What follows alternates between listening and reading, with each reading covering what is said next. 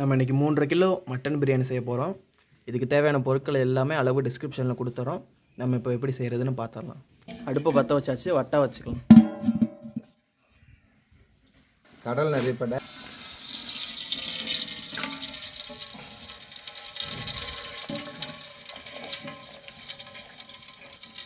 சுத்தமான பசுனை,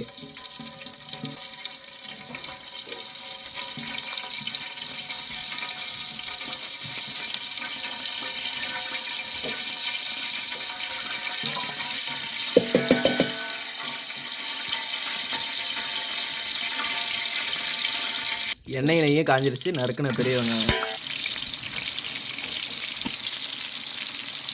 அடுத்து புதினா,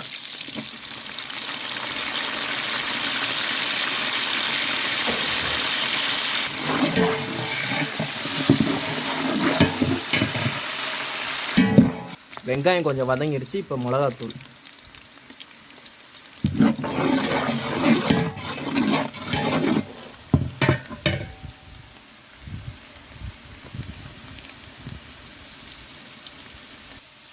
வெங்காயம் நல்லா முருகி இப்படி வந்துட்டு இந்த ஸ்டேஜில் தக்காளி போட்டுக்கணும்.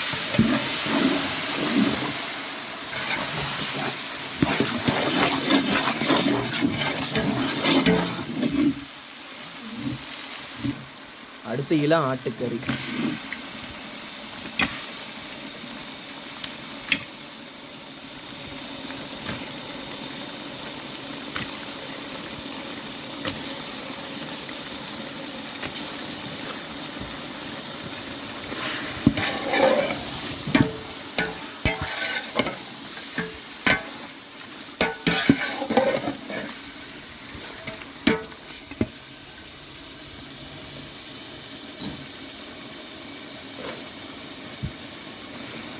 கறி போட்டாச்சு. அடுத்து தயிர் ஊற்றிக்கலாம்.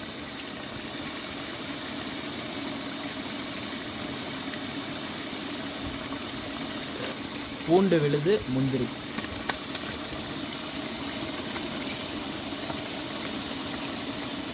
இஞ்சி, அடுத்து வெங்காயம், சின்ன வெங்காயம்,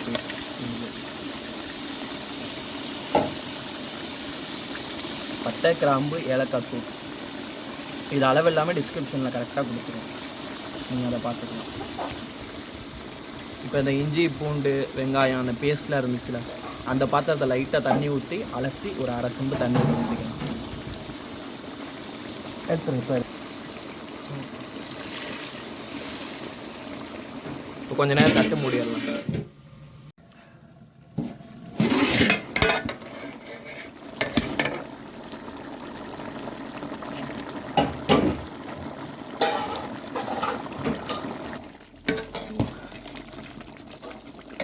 இப்போ உப்பு போட்டுக்கலாம்.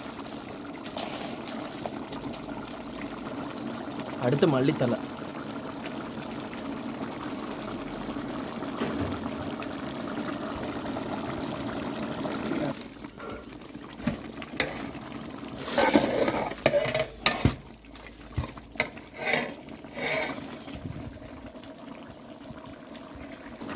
நம்ம அரை செம்பு தான் தண்ணி ஊற்றணும். அந்த கறியில் மசாலாவில் இருந்த தண்ணியிலே கறி அப்படியே கொஞ்சம் கொஞ்சமாக வேகும்.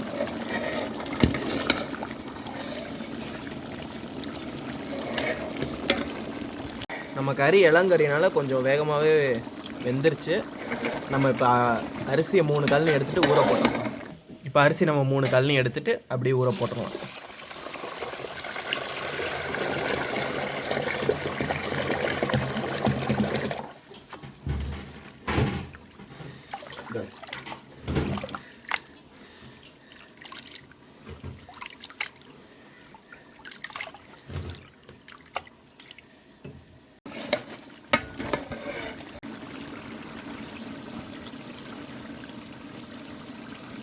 கறி வெந்துருச்சாங்க.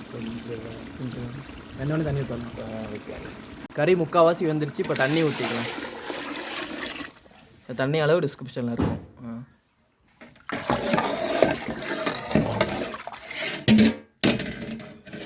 மூடி மூடி ஒலை கொதிச்சிடணும். பயங்கரமாக கொதிக்குது. இப்போ ஒலை கொதிச்சிருச்சு, கறி வெந்துருச்சு. பச்சை மிளகா போட்டாச்சு. அடுத்து ஊற வச்ச அரிசி போட்டுடலாம். சீரக சம்பா அரிசி.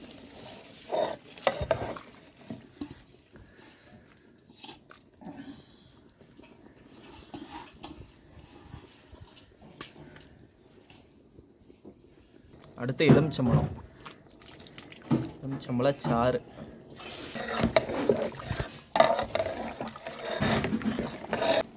அவ்வளோதான். உப்பு உரப்புலாம் செக் பண்ணியாச்சு, கரெக்டாக இருக்குது. தண்ணி வற்றினோடனே இலையை போட்டு தம் போட்டால் அவ்வளோதான்.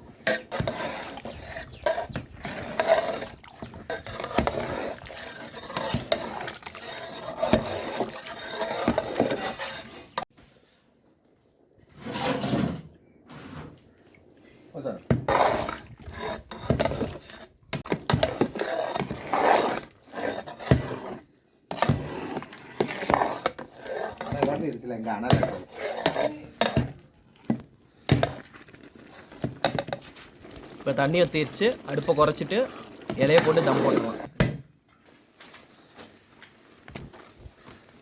இலையை போட்டு தம் போட்டுருவோம்.